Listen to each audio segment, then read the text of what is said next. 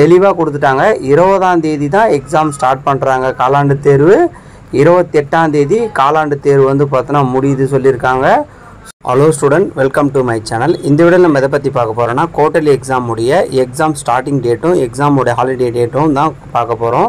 அதுக்கு முன்னாடி நம்ம சேனலை ஃபாலோ பண்ணாதவங்க ஃபாலோ பண்ணி வச்சுங்க, யூடியூப்பில் சப்ஸ்கிரைப் பண்ணாதவங்க சப்ஸ்கிரைப் பண்ணி வச்சுங்க.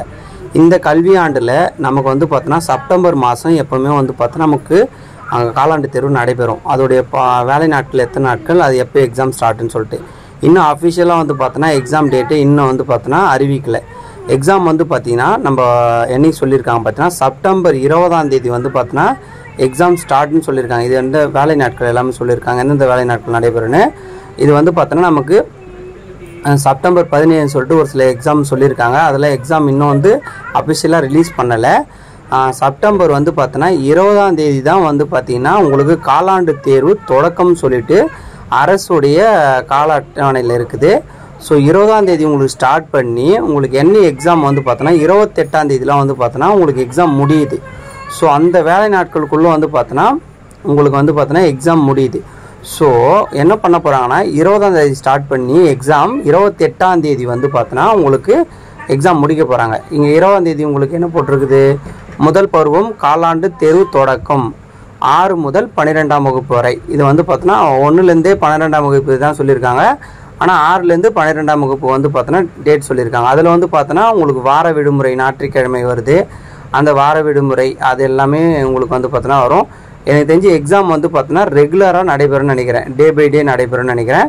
அதுக்கப்புறம் வந்து பார்த்தோன்னா 28ஆம் தேதி முதல் காலாண்டு தேர்வு முடியுது.